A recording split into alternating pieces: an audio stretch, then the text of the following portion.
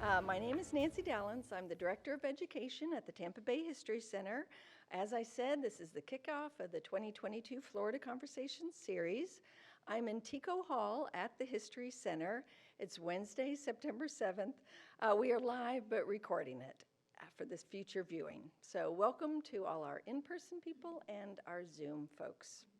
We have a wonderful program this evening honoring a notable woman who many people know her name but do not know the details of her life.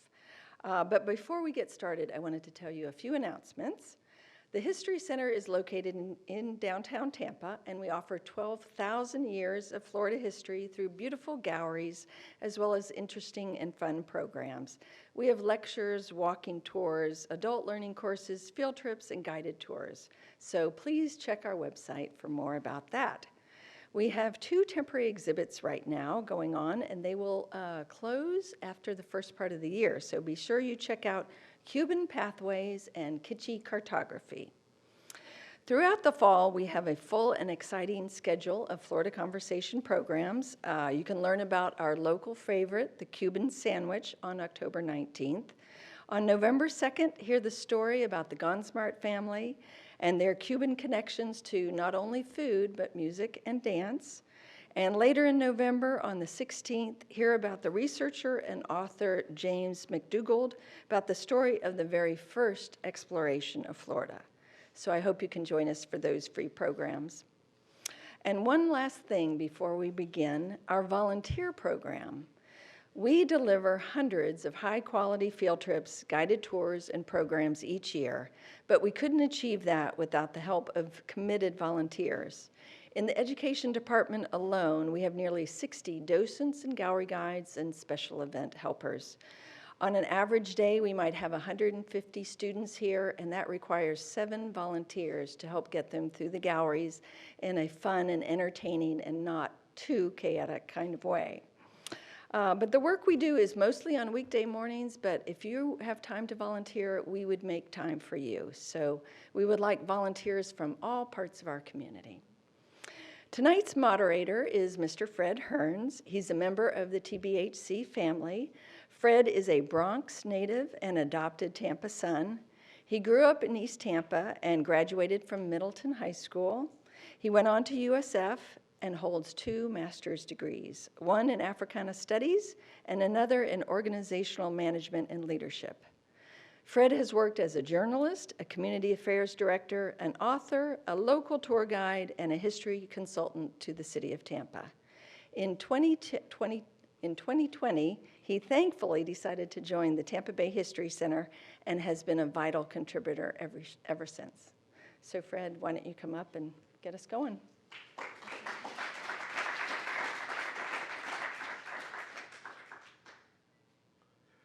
Thank you, Nancy, and good evening, everyone. We have a nice crowd here this evening, and thousands online, right? This is a program that we're glad to present to the Tampa Bay community, both here in person at the Tampa Bay History Center, as well as virtually. And I would like to say, throughout the evening, if you have questions, and you're watching us online, you can enter your questions in the chat at any time. At the end of the program, we'll attempt to answer those questions. And then, of course, we'll take questions from the audience also. Just a few other things I'd like to mention before we get started with the meat of the program this evening. We're inviting you to consider becoming a member of the Tampa Bay History Center. Nancy gave you a little snippet about some of the programs and activities that we have coming up. We're always busy presenting programs that are interest to all different types of people who live here with different types of interests in the Tampa Bay community. So whatever it is that you're looking for, you can find it here at the Tampa Bay History Center, where we present the history of this community. I'm so pleased to be working on a project with several of my coworkers that we've called Travails and Triumphs. Travails and Triumphs will open next summer here at the Tampa Bay History Center, and it will feature the history of Black people in the African diaspora as well as here in America. And so on the third floor of our gallery, we'll have several new exhibits for the first time that will be available for our guests. For those of you who come back and visit us, we'll announce the grand opening of that area and so many other programs we have. February 24th next year will be our second annual Black History Month reception, and you'll hear more about that in the coming weeks. And then on May 20th in Brooksville in Hernando County at Chinsegut Hill, where we manage the Manor home there, we'll have our second annual Florida Emancipation Day celebration. So we'll be sending out information about that as we get a little closer. And so this evening also, as we talk about this amazing woman, Blanche Armwood, I'd like to mention that we have several books in our museum store. They close at 6:30 p.m., so they're not open currently, but they'll open up again tomorrow morning, and they're here every day with books and other items of interest that I'm sure that you would find enjoyable. I'll just mention one, African Americans of America, and this is a book by Ursula Odom, and it features, among many other people, Blanche Armwood, the woman who we'll be talking quite a bit about this evening. So please visit our museum store when you have the opportunity. So I'd like to say that on behalf of our CEO and President, C.J. Roberts, and the chairperson of our board of directors, Curtis Stokes, we certainly welcome you here this evening to this Florida conversation. This is a free program that's open to the public, and we are thankful for the support of the Tampa Bay History Center's Endowment Fund at the University of South Florida and USF Libraries. Additional support is provided by WUSF Public Media and AARP Florida. The Tampa Bay History Center is a Smithsonian affiliate and is registered with the State of Florida Department of State Division of Arts and Culture. Again, today's program focuses on the life of Blanche Armwood, educator, activist, political change agent, trailblazing director of social service agencies, and the first Black woman from the state of Florida to graduate from law school. You will learn much more about her this evening. Two distinguished ladies form our panel for this evening's Florida conversation. First, you will hear from Ms. Andrea Thompson. Andrea is here with us today in Tico Hall at the History Center. She's a graduate of Spelman College in Atlanta, Georgia, class of 1997, with a bachelor's degree in psychology. She moved to Tampa to continue her graduate studies at the University of South Florida, where she earned her master's degree in criminology. Ms. Thompson currently serves as president of the Tampa Bay area chapter of the National Alumni Association of Spelman College. Our second panelist, who is joining us virtually this evening, is Ms. Joanna Tokley. Ms. Tokley is a native of Baltimore, Maryland. She's a graduate of Morgan State University there, and she moved to Tampa, Florida several years ago, where she was a science and biology teacher at George S. Middleton High School, my biology teacher there, and later on at Henry B. Plant High School. For 27 years, Ms. Tokley has been the co-owner of Tokley and Associates, a human resource training and curriculum design firm that has trained more than 700,000 law enforcement, business, and governmental employees. She also writes a column for the Florida Sentinel Bulletin newspaper each week titled Black Insight. Again, joining us virtually is Ms. Joanna Tokley. Again, let me remind you that if you have questions, make note of them during the presentation. We'll address those questions at the end. And if you're watching us virtually, you may enter your questions at any time in the chat. And again, we'll get to those questions. Our first panelist with her presentation, and please greet her with a warm round of applause, is Andrea Thompson.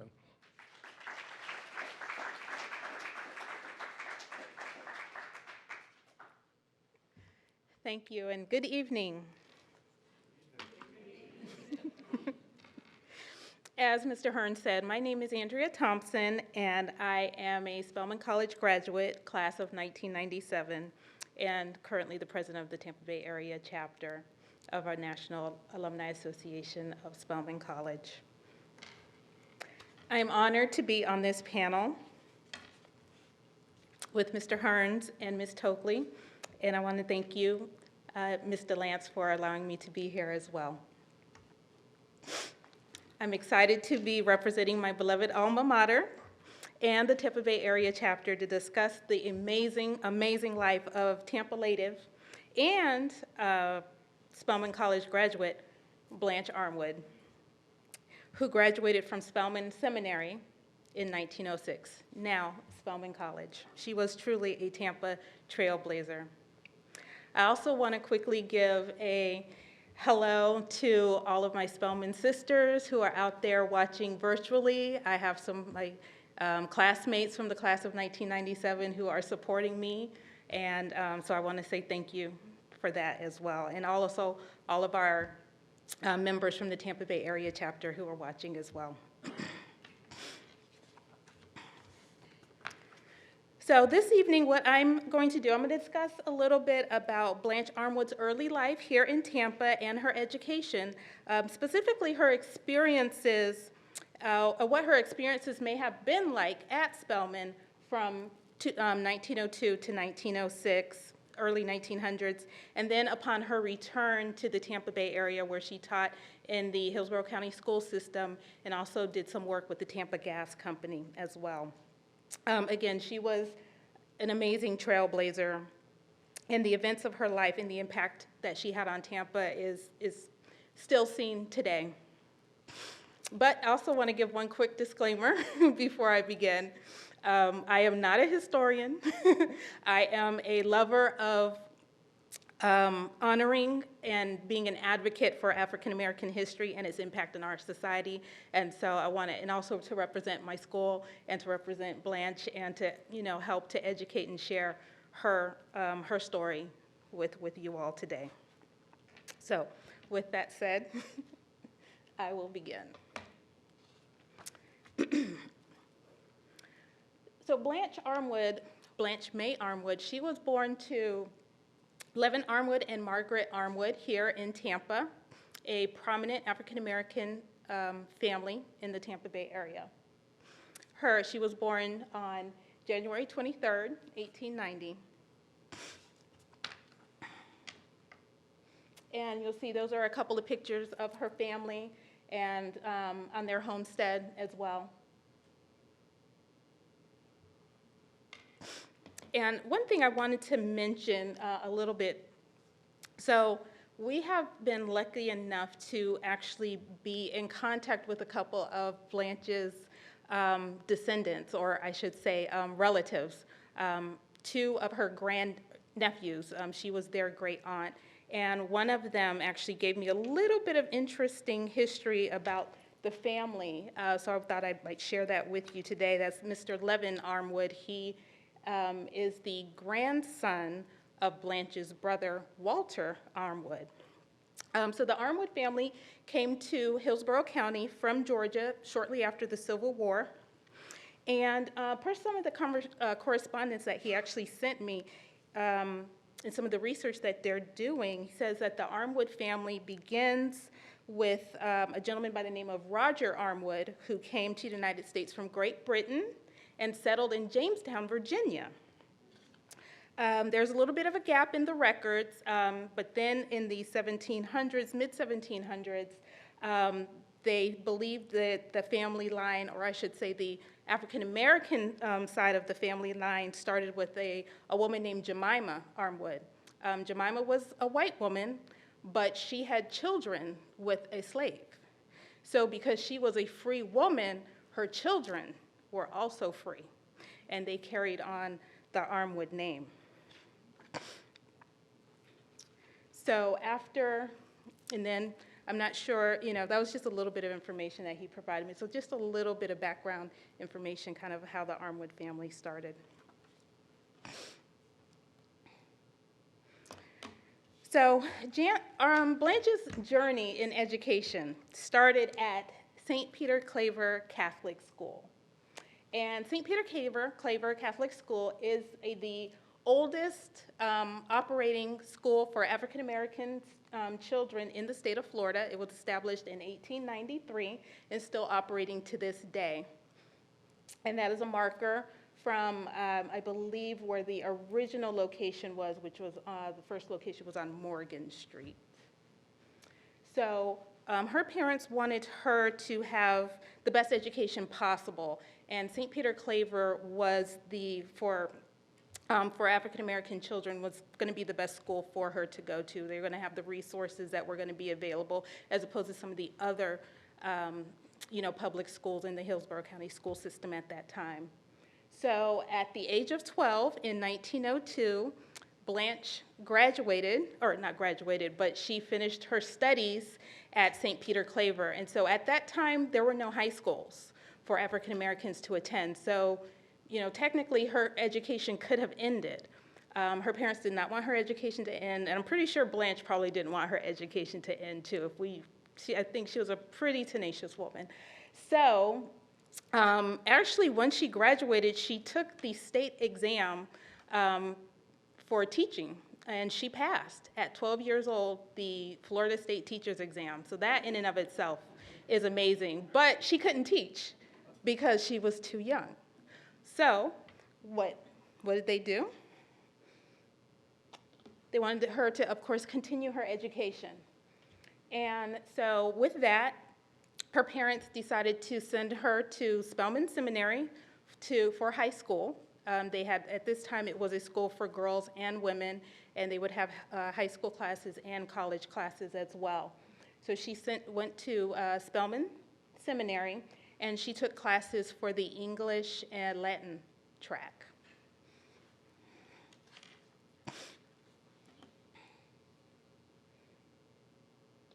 So now we come to Spelman.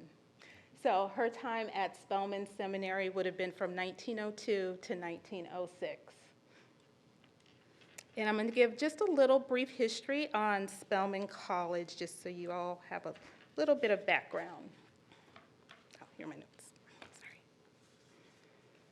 So, our school was founded April 11th, 1881 by Harriet Giles and Sophia Packard in the basement of Friendship Baptist Church in Atlanta, Georgia. And they came to Atlanta because they wanted to open a school specifically for black women. And they knew that Atlanta had a large black population, but also had a large Baptist population as well, because the motto back then was our whole school for Christ as well. So those were part of the ideals. It was going to be a Christian school. And this picture that I am showing here is from our Spelman archives.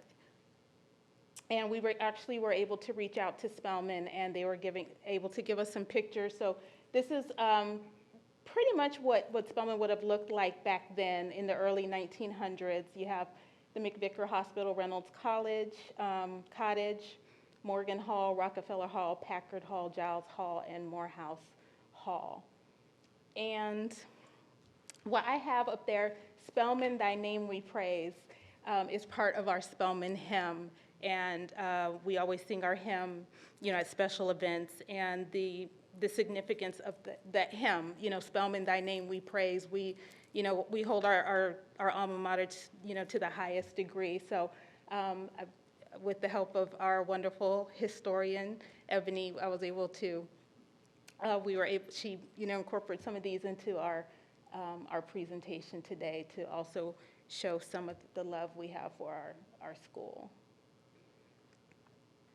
Okay. All right. So I gave you a little bit of the information. And in 1884, so the name of Spelman Seminary was changed to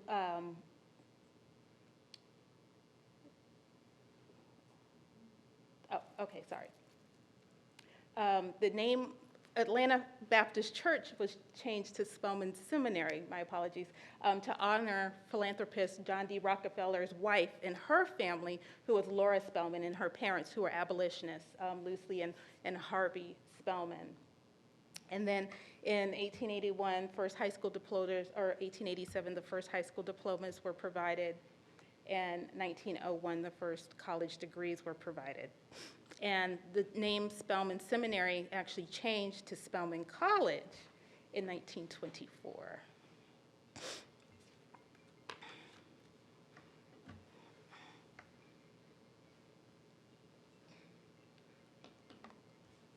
So, in the early 1900s, what were some of the admissions standards, and what are the criteria essentially that were needed to gain admission into Spelman College? So standards and honor rays, again, part of the one of the lines from our Spelman hymn. So what were the standards? Which are still high to this day. Testimonials of good morals were needed. Recommendations from teachers were needed as well. And they also had to take exams for classes. I don't have the details of exactly what those exams were or anything like that, but obviously, it was high standards for all of the young ladies who were attending Spelman College at that time.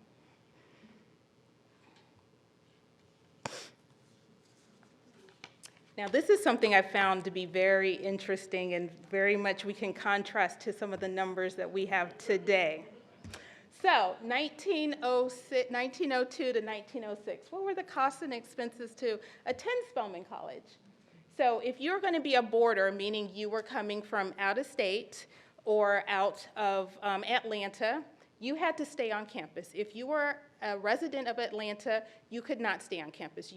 Unless your parent gave permission for you to stay on campus, and with that permission had to give the name and contact information of who you would be staying with. Very different from today. So, boarders first. Boarders had to pay $9.50 for each 4-week period. So there were 8 4-week periods during that time.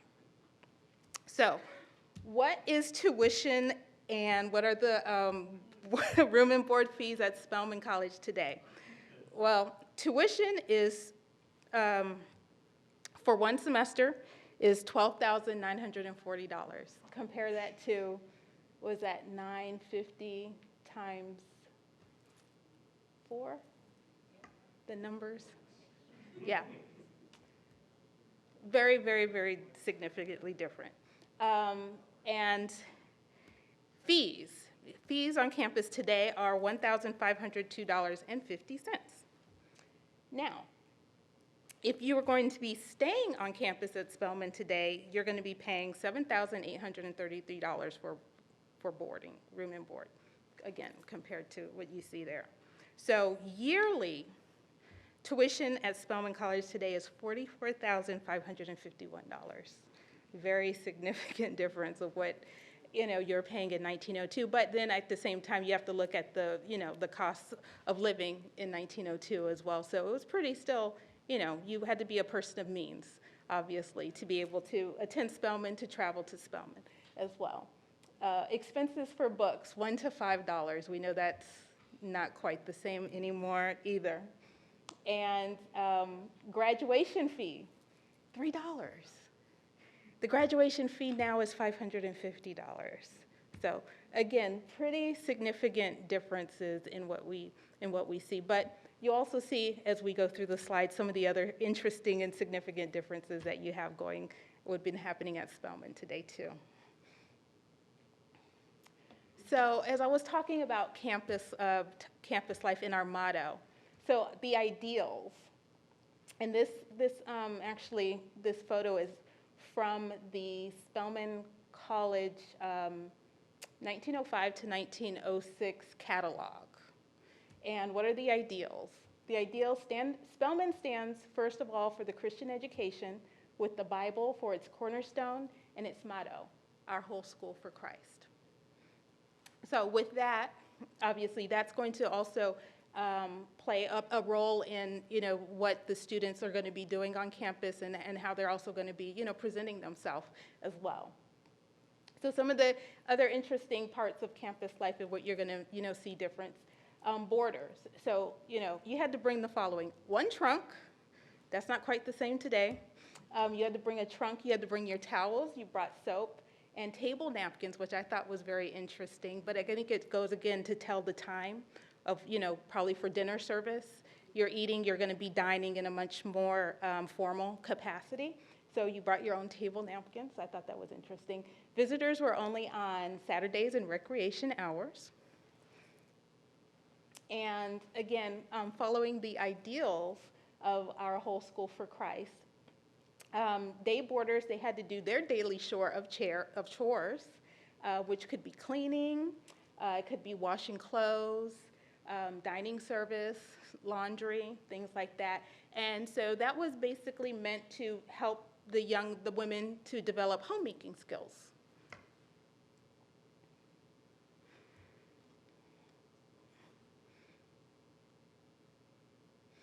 Academics. So as I mentioned, Blanche was on the English-Latin track while she was at Spelman, and these would have been her classes that she would have taken while she was on the English-Latin track. The first year and the second year, all students took, if you're on English or English-Latin track, you took the same classes. And then it was during the third year and the fourth year when classes would change. And you'd go, a little bit more specifically, I won't say into your, your major, but in your area of what you were studying. And I noticed, one of the things that I noticed, in her fourth year, you'll see at the bottom, elocution. And I'm pretty sure she probably did very well in that class. She was known as a great orator. And so the fact that, she took a class in elocution, in speaking, in public speaking, I think, says a lot about who she was as well in taking a class like that and in helping her with her speaking skills.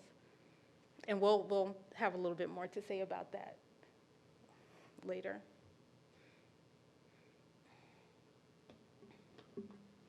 And actually, this is a roll book that we received from the Spelman Archives as well, with some of Blanche's courses. They did, black them out, so we don't know what the actual grades were. But you'll see at the very top, it's Blanche Armwood, and then the classes, the whole list of classes that she took. So she graduated summa cum laude in 1906 with an advanced teaching degree on the English-Latin track from Spelman Seminary.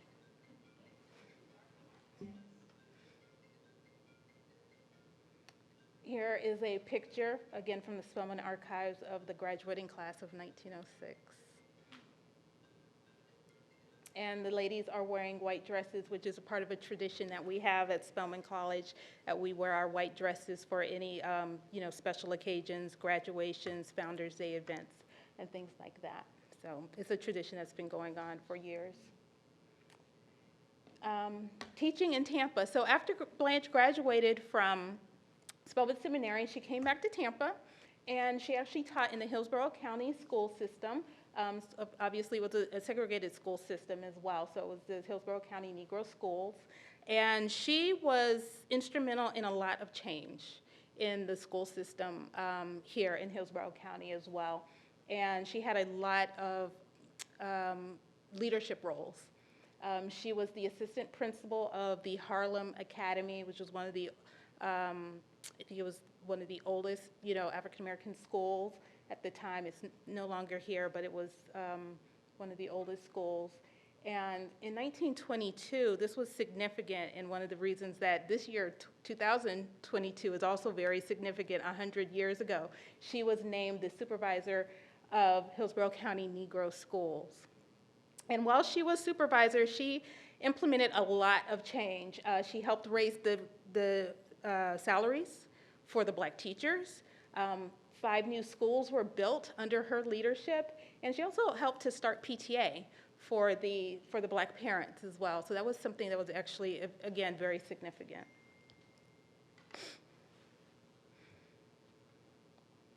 In the picture that's at the bottom where you see her with like a chef's hat on, I'll talk about that soon. That was when she helped start the Household School of Domestic Arts. That's something she did with Tico. So the creation of the Tampa School of Household Arts in 1916, in collaboration with the Tampa Gas Company and Hillsborough County Public Schools and the Colored Ministers Alliance. And this was something that was really important and significant, again, in the Tampa Bay area. She was handpicked to do this, and this was so successful. This school was so successful that schools were started in Virginia, in New Orleans, in South Carolina, and Georgia, following this model. And she actually had to even pass an exam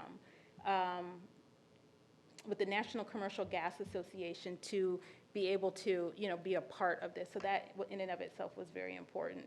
And another significant fact that happened in 1922, which Ms. Tokley will be talking a lot more about, is she was named the executive secretary of the Tampa Urban League. So this is actually a page from the gas record, the April 12th, 1916 edition. Basically the Tampa gas men, they came, or the gas, leaders, they came to Tampa and they actually met at, formerly the Tampa Hotel, which is now the campus of University of Tampa, Plant Hall, as they call it. And she was there. They asked her to speak, just impromptu, and they were so incredibly impressed with Blanche that they actually wrote an article about her and mentioned her in the gas record. And again, this is in 1916. This was, she was at this event with all white men, and they asked her to speak, and they were just so impressed with that they actually put her into the record. And, often also referred to as the feminine Booker T. Washington. Let's see. And this is just a letter that Blanche had written to, at the time, Ms. Tapley, who was the president of Spelman College at this time. And it just kind of goes to show how much, we care about our school, and we, as alumna, still have that strong connection. And again, oh God, forever bind our hearts to thine, forever bind our hearts to thine, to Spelman College, again, part of our Spelman hymn. And she even ends the letter, your daughter, or what, I had a note here. Specifically how she said it, but basically she referred to herself as one of the daughters of Spelman, and we refer to ourselves as Spelman sisters, so you still see that family connection there. So lastly, as we start to conclude, she was a Tampa trailblazer. This is a picture of her bust on the Tampa River Walk. In 1938, she became the first black woman from the state of Florida to earn her law degree from Howard University. And, but sadly, she passed away in 1939, and when she was in Massachusetts on a speaking tour. So unfortunately, she didn't really have that opportunity to have that legal career. This is a picture of our chapter honoring our sister in our white dresses. And just lastly, we have a scholarship fundraiser that is coming up we're very excited about. Part of it is also honoring Blanche Armwood, and also to raise funds for young ladies from the Tampa Bay area who are attending Spelman College. So it's a scholarship fundraiser, but it's also an opportunity to honor her, and again, to continue to educate the city of Tampa about who she is. And that will be Saturday, October 1st. At the Westin Tampa Bay at the Blue View rooftop. And lastly, our contact information, we're on Facebook and we are on Instagram. We always are posting what's going on and what we have coming up. So if you would like to share or if you'd like to know what we're doing in the community, please, follow us, like us. I think that's it.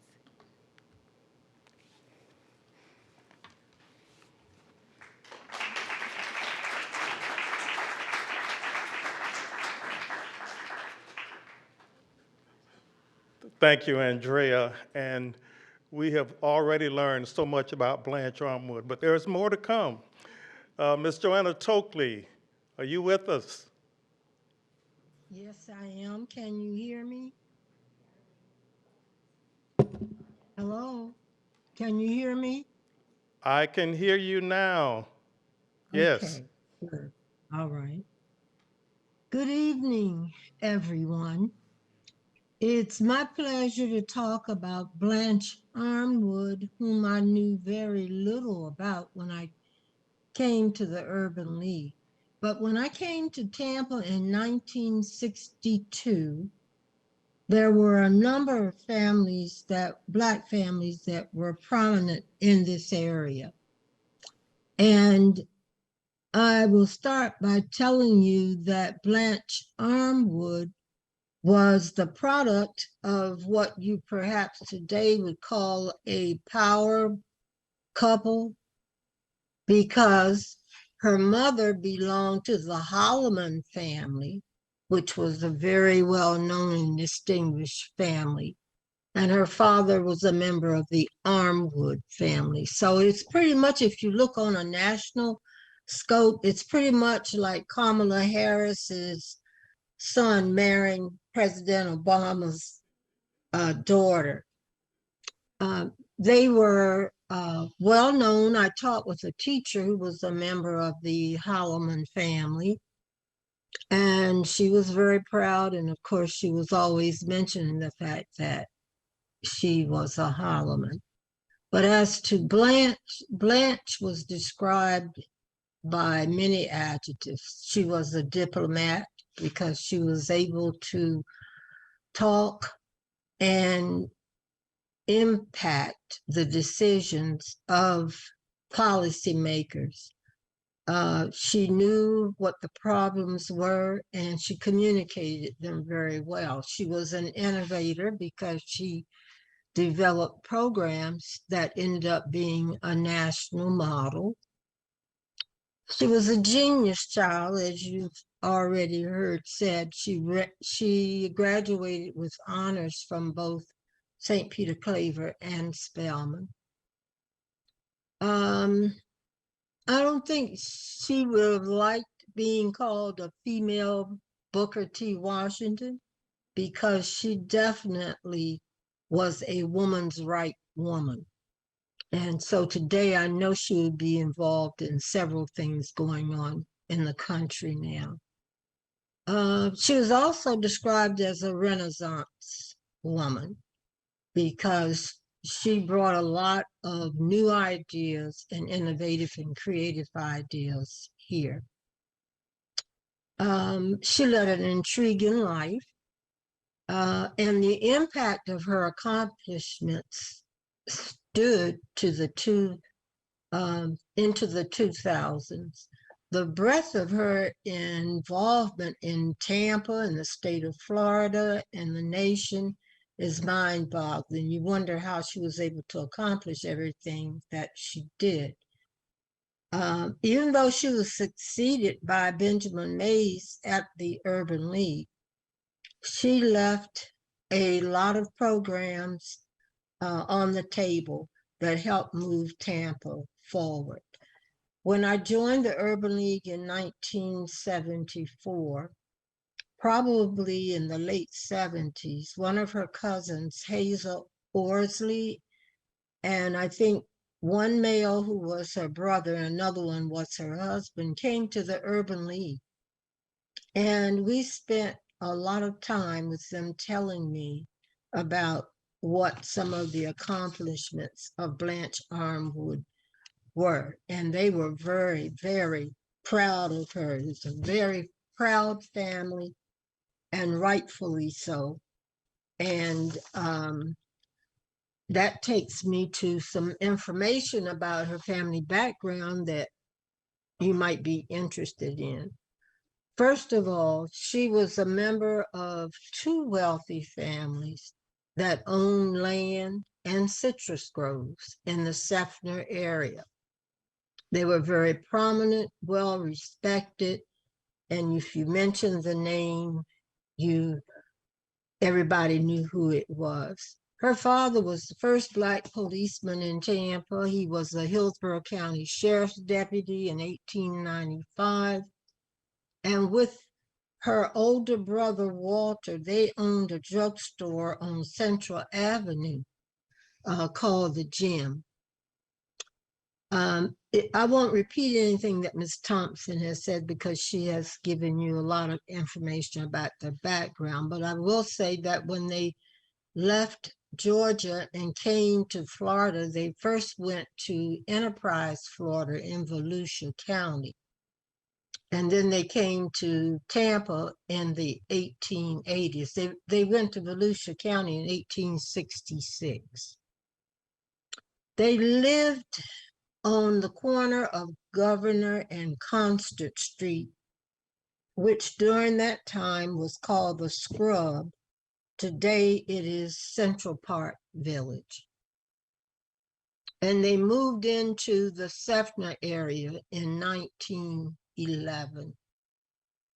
Her father also served as a pastor, a postmaster, and was a supervisor of county roads here in Hillsborough County. Her mother, Margaret Holloman, was a dressmaker, but Miss Holloman's grandfather and father both served on the Hillsborough County Commission. And just one note, that during that time, believe it or not, there was a time when the majority of the members of the Hillsborough County Commission were Black. And her father and grandfather were two of those commissioners. Her grandfather, Mills Holloman, was one of the 12 people who formed Bealsville. Bealsville is a Black community between Plant City and Tampa, where 11 slaves and Mr. Mills Holloman, who was a free man, bought land and lived in that area and turned it into a world-known community called Bealsville. Both Mr. Holloman and both Mills Holloman and Adam, her father, served on the Hillsborough County Commission between 1868 and 1877. Her brother Walter was an architect and taught at Bethune-Cookman College. I think he was a dean at FAMU. And he was a co-owner, of course, in that drugstore. She had a sister, Idella Armwood Street, who was living when I came to Tampa. And at that time, I didn't know she was Miss Armwood's sister. And then she had an uncle who bought 159 acres. At that time, that was unheard of in the Seffner area. So that gave them a lot of prominence as well. Her mother and father married in 1875, and she had 3 brothers and 1 sister. It was a total of 5 of them. And she started learning to speak when she was in church, believe it or not. She got an opportunity to practice her teaching skills. The Renaissance woman returned from Spelman to Tampa and taught school for 7 years, and she served as principal of Harlem Academy while she was doing all of these things. Not only did she established the schools Ms. Thompson mentioned about, but she also opened a vocational school for Blacks here in Tampa. She organized PTAs at each school, and she was responsible for organizing a chapter of the American Red Cross. And you asked, where did she get all of this energy from? Because she also left Tampa and she married Mr. Perkins, that was his name, and left and went to live in Knoxville. And the marriage lasted for a year, and then she came back to Tampa and taught school and performed some of the accomplishments we're talking about. She opened a public playground and the Helping Hand Nursery. Everyone, I think, in Tampa knows about the Helping Hand Nursery. She started that along with a kindergarten. I believe she really loved the Black children because she did a lot to help our children. You've heard she organized the Industrial Skills Training Center where they train women to cook, to sew, to clean, and other home maintenance skills. She was acclaimed for the work that she was doing because the first class she had at the center, there were 200 women who graduated. And back in that time, that was a lot of people to graduate at one time. And her notoriety reached the ears of the federal government. And they requested that she go around the country and establish those centers, as already was mentioned by Ms. Thompson. At the same time, she wrote a book that both Black and white women read and bought. And the title of the book was Food Conservation in the Home.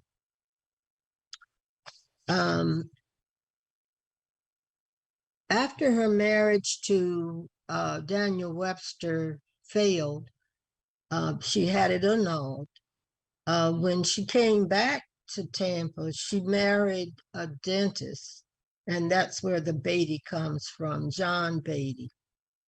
And they moved to Alexandria, Louisiana in 1919.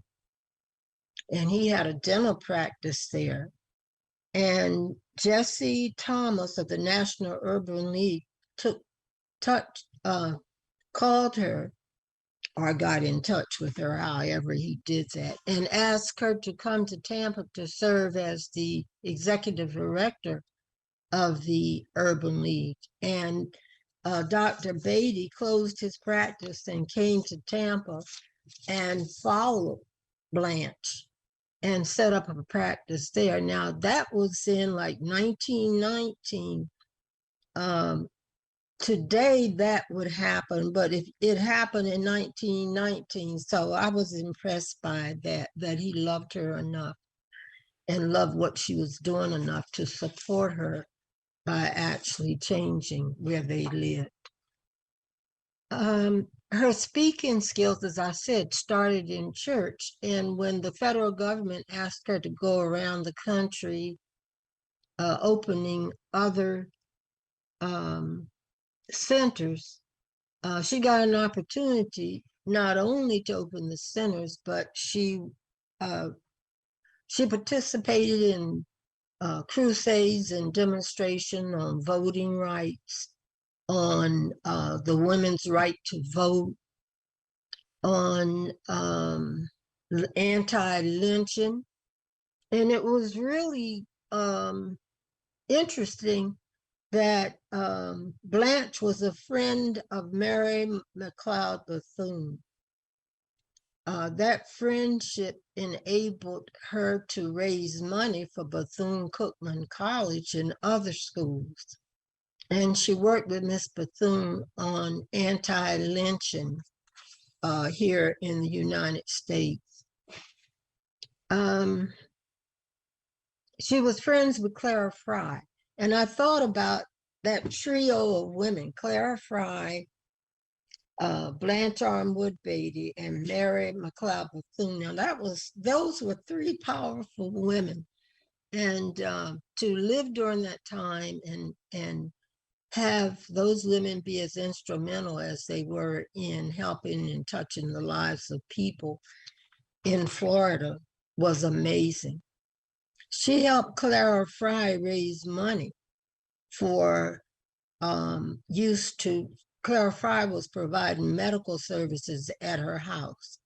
And so Blanche Armwood helped establish the first training program for Black licensed nurses here in this area.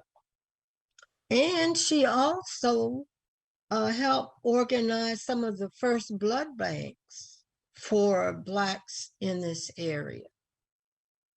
And besides that, she served on national organizations. The forerunner of the National Council of Negro Women was called the National Association of Colored Women. So she served with that organization, and she was a Republican and was part of the Republican campaign speaking team that sent her all over Florida, speaking on behalf of the Republican Party.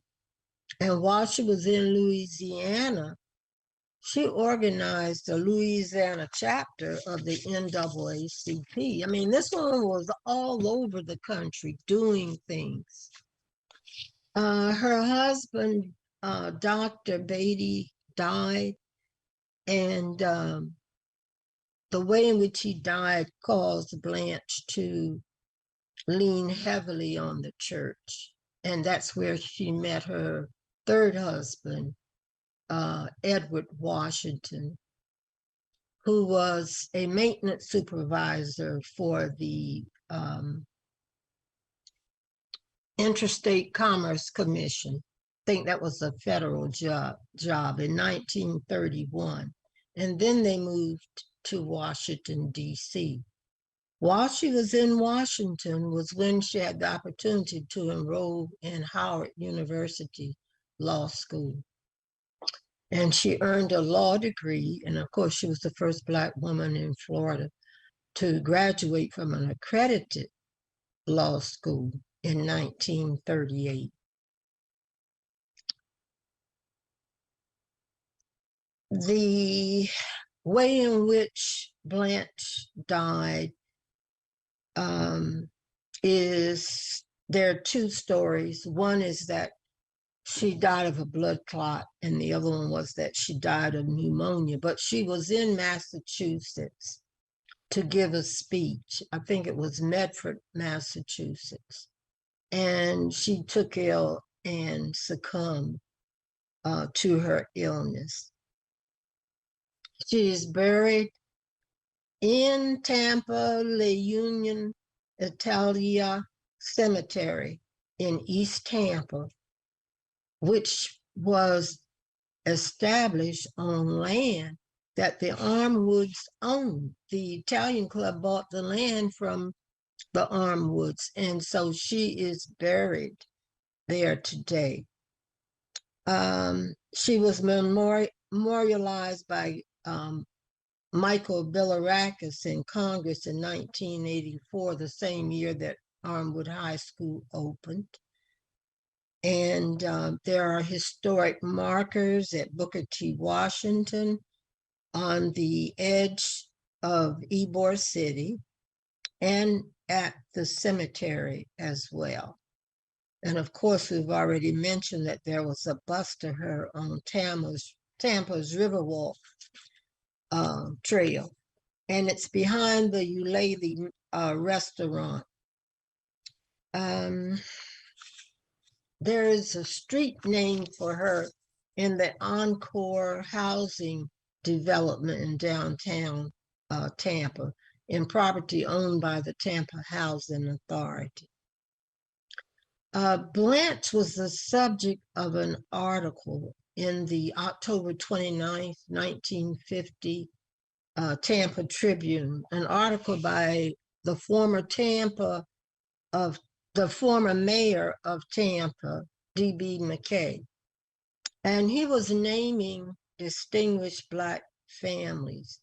And he named Levin Armwood. And he said about Armwood that he raised a daughter who attained celebrity as a public speaker. Blanche was used as a speaker by the Republican Committee on several campaigns. Now, if you were here in 1950 at that time, you didn't see us in the Tampa Tribune too much unless we had done something bad. And so to have D.B. McKay write a positive article about prominent Black people in Tampa was really an accomplishment. And it said very much for the Armwood family and Blanche Armwood. And I believe that the spirit of Blanche Armwood will always remain because she touched so many lives and did so many things in this community. And she has a school named after her, trail markers, so her name will live for a long time. And I tried to think of what descriptive poem or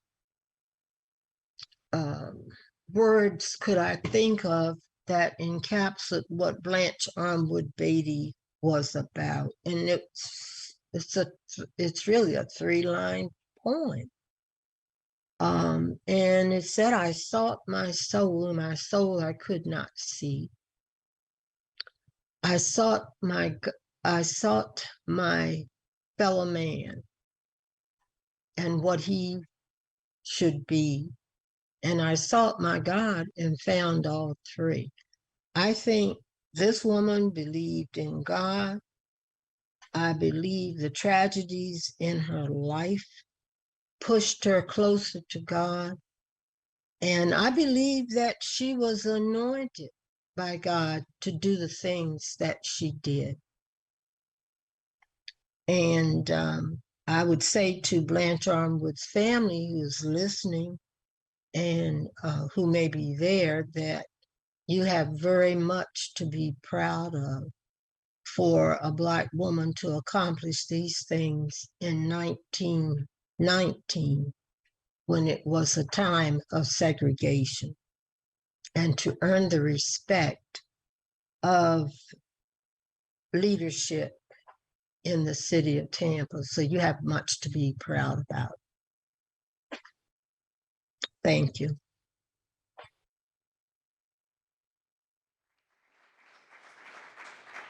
Thank you, Ms. Tokley and Ms. Thompson, for those comments. So we've got about 10 minutes left. We'd like to take a few questions from the audience, and then we'll take questions online.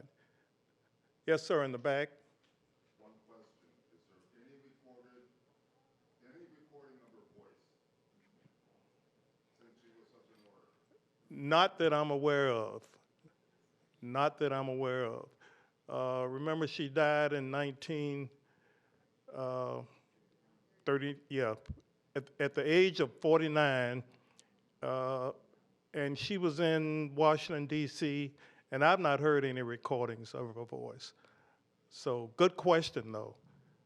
Help us look. Maybe it does exist somewhere. Yeah, 1939 is when she passed. Yes. Hi, how are you doing tonight? Okay. I was wondering if the family still own the property that's over in the Beesville area, either Seffner area or anywhere in the Tampa area. I may not be the most qualified person to answer that question, but I will say the Holloman family, the Armwood family, were both big families, prominent families, large landowners.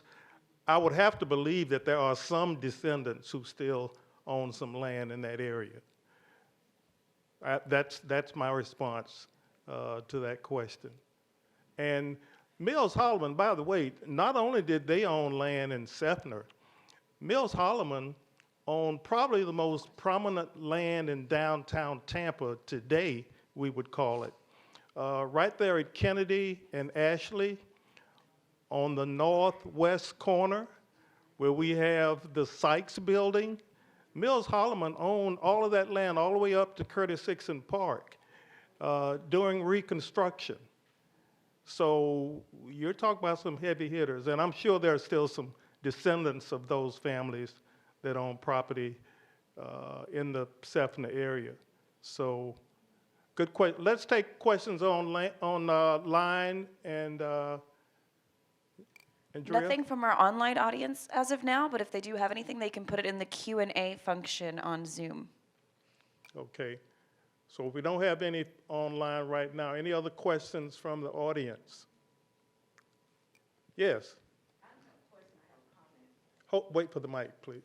I don't have a question, I have a comment. I'm a recipient of those things that Ms. Armwood accomplished and did in Tampa, Florida. I went to Helping Hand Day Nursery when it was on Central. And I also went to Harlem Academy, the first African-American school that was downtown when they only had 2 schools. Hillsborough High School was for the Caucasians, and Harlem Academy, Harlem Elementary was for the African-American schools. Our oldest, the oldest teacher that's living now will be 101 years old the end of this month, who's Ruth Jackson Person. I just want to make that comment. How there are still people who are recipients of things that she accomplished and all those things that she did. You still have a lot of people out here who prospered as a result of that. Excellent. By the way, And- my name is Francis Cheeks Jennings. You know, the Armwood name is known throughout the state of Florida for winning football championships, Armwood High School. But very few people probably know who the school is really named for. This woman was a genius. If ever Tampa, Florida produced a genius, Blanche Armwood was that person. I mean, we just touched the surface on some of the amazing things that she did. I will add one other historically black college and university, HBCU, tie-in to Blanche. While she was living in the state of Louisiana, she lived in Baton Rouge for a while, and she did research at Southern University. It was actually while she was at Southern University that the book was published on food conservation that Ms. Tokley talked about. And this was during World War I, when that was a real important topic. People were trying to save wherever they could, and not throwing away food unnecessarily was a very important area for her to research and write about. And that book was published and circulated on a national level. Just one amazing feat after another we can attribute to her. Others in the audience or online? Do we have a question online yet?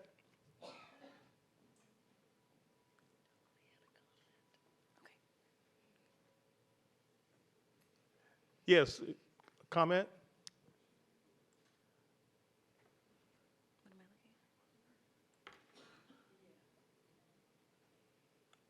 Ms. Tokley is texting a question.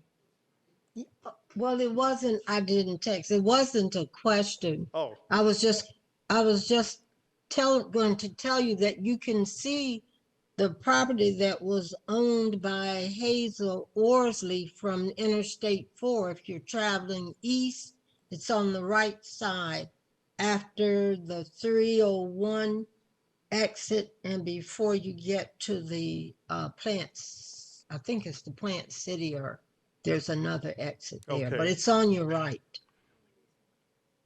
okay. So the family does still own property in the area. That Yeah. doesn't surprise me. Those folk hold on to their property. The Bealsville story is an amazing story, and we'll maybe at one point touch on that in one of our future programs. So With that, if we have no more questions, what did you all think of the presentations?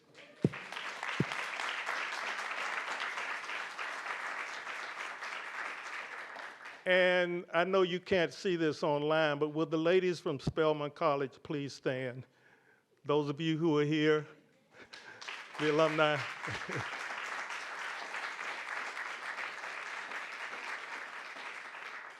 Thank you so much. Please support them if you can. I guess we'll be here for another few minutes after we adjourn. And this has been a wonderful experience. I have really enjoyed it. And we're so thankful that we've had someone like Blanche Armwood come our way through Harlem Academy, the experiences she had teaching here, attending St. Peter Claver Catholic School, Booker T. Washington. She was assistant principal there at one time. Just an amazing career. We wanted to do this now because this marks the 100th anniversary of Blanche being appointed to two very important positions. The first supervisor of Negro schools in Hillsborough County, and the founding executive secretary of the Tampa Urban League. Both happened in 1922, 100 years ago. Thank you all so much for coming, and God bless.